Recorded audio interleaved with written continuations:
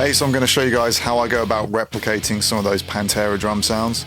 Now for this video I'm going to be using my own program, Ultimate Heavy Drums, but I'm going to talk about all the different principles and the things you want to be listening out for and what makes their drum sound like it does. So you don't necessarily have to use Ultimate Heavy Drums. You can kind of mess around with your own drum samples or real drums and whatever else you may have, and try and apply these principles to your own mixes. So I think there are rumors around some of the recording techniques of Pantera, and like people talking about Vinnie Paul like taping dimes to his kick pedals or to his bass drum head to get more of a clicky sound.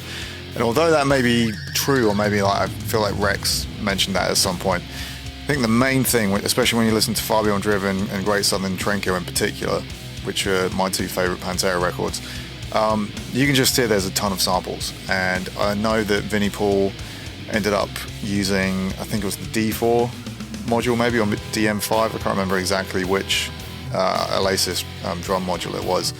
But even live, he would be using his own recorded drum samples on that. And whenever I listen to the Pantera record, the live album back in the day, I always just assumed that the toms were like tuned super low, but it's just a fully triggered kit on the live record. And it sounds like the samples that he's using on the toms, they have a sound like they've been pitched down a bit maybe, which you can do on the drum module. So when Sylosis was touring with Lamb of God in the US in 2012, Hatebreed did the first half, they were on after us, and then on the second half Hatebreed dropped off and Hell Yeah were on the tour. And I remember watching Hell Yeah's soundcheck the first day they joined the tour and watching Vinnie Paul's drum tech test the kit, and the drums were so loud on stage because like Vinnie had his own monitors right behind him, and I just realized then that his kit was fully triggered live and he was just using the exact same sounds that he was probably using back in the mid to late 90s with Pantera. So you can talk about all the different drums that he uses and the big 8-inch snare drum and the types of kicks and the toms and maybe tuning his heads lower, but it's really just a ton of samples, especially on Great Southern Trendkill. If you listen to like the toms on 13 Steps to Nowhere and some of those rolls, there's like no dynamics. You can barely hear any natural drum. That is just a sample. So although there probably is some real snare in the mix on those records, obviously you can hear some dynamics in the snare rolls, you can still hear a lot of the sample. I don't know much about the use of samples versus real drums on those records, but you can definitely hear it. And when you compare the tones on Far Beyond Driven to Vulgar Display of Power, it sounds like there's a bit more of a natural vibe on Vulgar Display of Power, where Far Beyond Driven feels like the start of a more mechanical, sample-heavy sound. And on Great Southern Trendkill, it sounds super sample-heavy, like especially the toms. So anyway, I'm going to show you how I go about replicating those kinds of sounds. So what you can do, like I've done here, is I've just sampled the kick drum off 5 minutes alone and recorded it into Cubase, and we can just listen to it and look at that. And what you'll notice here, I'll turn it down as I speak, is that the high end is peaking here around 6.5k, 6.7 to be precise, and it is peaking roughly 3 dB more than where the low end is peaking. So typically for me, where I want my low end and where I want my high end on kick drums, that may vary on the type of drum I'm using or the type of sound that I'm going for, but I tend to mix my high end and my low end so they peak around the same point to get a really even sound. And the thing with Pantera is, especially these records like Far Beyond Driven and Great Southern Trendkill, there's a ton of high end, and there's more high end than there is low end on this kick drum. So what we know about the Pantera drum sound, the kick drum spikes normally around like say 6.5, and there's not a ton of like sub on the kick. That's a bit more of a modern thing to get a bit more subby kick drums in metal. People really tried to sort of tighten up and refine the kick sounds in the late 90s for heavy stuff, so it doesn't kind of just boom, but I think there's a way of kind of balancing out these days. So anyway, I found a kick in my drum sample library that has a similar kind of focus around 6.5 in the high end, and that is this one here, the Q Resonant Head Off. It's a 24-inch kick.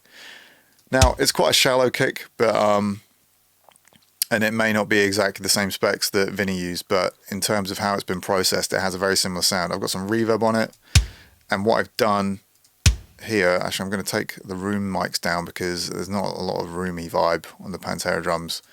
Pretty clinical in terms of it being like sample and a lot of reverb. And I've cranked the high end as much as it'll go. So this is a tilt EQ, meaning it kind of just works from around 1K-ish, where if you tilt it to the right, you get a bit more high end, and if you tilt it to the left, you get a darker, more low end focus sound. So even though I'm tilting it 100% to the right, it's not a crazy increase in high end, but it's enough to notice it. So it's definitely going to be more high end than there is low end. And this is how it sounds. Very similar vibe to that Far Beyond Driven kick drum.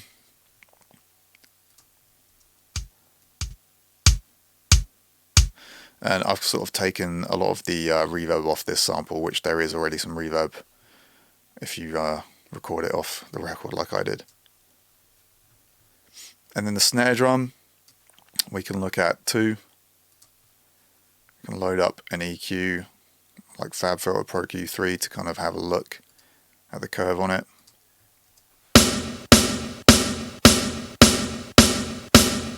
And again, not quite as much, but the high end is peaking higher up than the low end is. So there's more focus on the high end on this snare drum than there is on the lows. So when creating these samples, I wasn't trying to necessarily replicate anything when we were, just recording the drums. I was just trying to find great sounding drums, good heads, and some really nice solid rim shots to make them sound fat. So this snare drum is the Mapex Wraith snare. Now it's 14x6, which is not the same snare, not the same dimensions that Vinnie used, but the way I've processed it, and in a lot of these snare drums I've blended in one-shot samples at the high velocities, and there may be a similar sample that Vinnie would blend in back in the day, blended in on this one, and it just has a similar vibe. And what I'm going to do is sort of tilt the high end a bit more on this one again.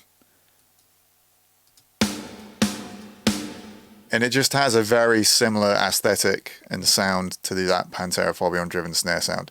And I've got a good amount of reverb on it. I think I've got the reverb at halfway, so 50%, which is quite a lot of reverb on that. For the toms, I've ended up using these Q toms. And another thing that I might do is actually pitch them down. So if I go into the pitch control here, just pitch them down just a little bit, because the Pantera toms are pretty low sounding. And I'm not using any of the high toms. And I think the snare might actually be a little bit higher in pitch than this one is. It's probably in a similar ballpark. I might just try pushing up just a tiny bit.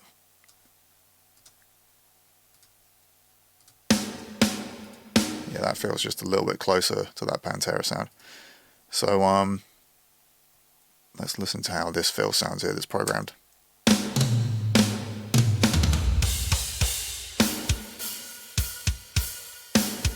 So yeah, that kick drum has a very Pantera-ish sound to it. It was actually a different sort of drum sample I was trying to emulate with that kick, and I think a lot of producers that I like in the late 90s, early 2000s were emulating that Pantera sound, and most bands were probably like, oh, we want our record to sound like Pantera, and they were probably referencing that same kind of 6.5K spike on the kick drum. So that's just, I really wanted there to be a lot of variety in these bass drum sounds, and there's a ton of different kind of famous kick drum sounds that a lot of bands would try and emulate, and just having one with a good spike at 6.5, even when I was making this sample, I wasn't thinking, oh, this will be the Pantera sounding kick drum. It was actually referencing, I can't remember, maybe it was like a Colin Richardson style thing, but I think he probably would have been referencing Pantera on some of his mixes. I remember he actually, my friend Chris Clancy sent him a demo that I did for the STL Tone Hub pack, where I did a demo for the Colin Richardson Chris Clancy pack, and he sent it to Colin to get some mix feedback, and one of Colin's notes was a little bit more 6K on the kick, a little bit more Pantera. So with that information, I guess I gathered that Colin sort of knows you know, 6.5 is the Pantera sort of sound, and that's probably something that he might have actually been chasing back in the day. So I've sort of emulated Colin Richardson emulating Pantera, I think, with this kick drum. Cool.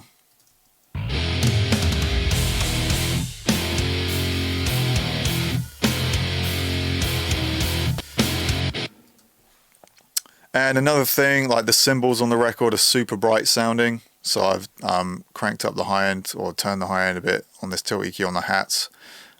Also, if you go into the overhead mixer here, a little bit more high end on the crashes, I've got them turned up quite a bit, and a lot less room mic on the cymbals, because the Pantera drum sound, from the footage I've seen of them in the studio and Vinnie tracking drums, it looks like it's not necessarily a super vibey, lively room sound that they went for, and you hear a lot of kind of artificial reverb on those Pantera mixes. So sort of relying a lot more on just artificial reverb than room mics, and even got a little bit of reverb on the kick, which I think if you listen to that Far Beyond Driven 5 Minutes Alone intro fill, you can hear a bit of reverb on the kick drum, which is something that I normally wouldn't do. Maybe I'd have a bit of room mic with some kick drum in it, but reverb's not something that I tend to do.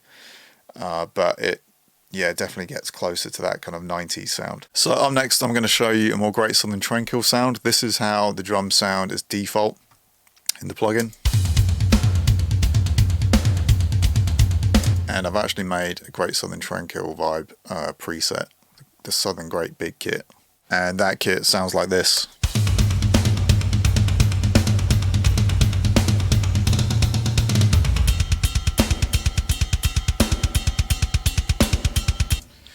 So basically, I think I've got the same kick drum, and again, a bit more tilt to the high end.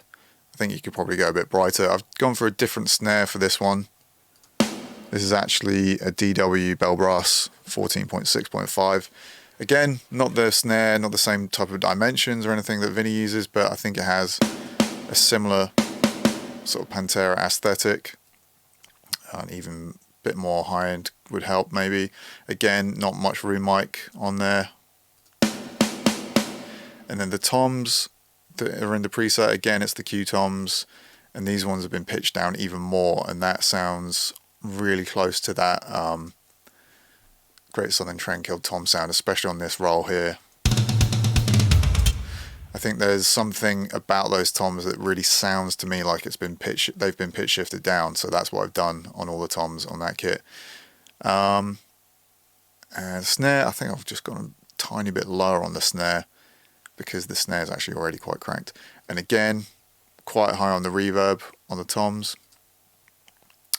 And I've gone for the other ride. There's two rides, and this second one's got an even more pronounced kind of bell sound.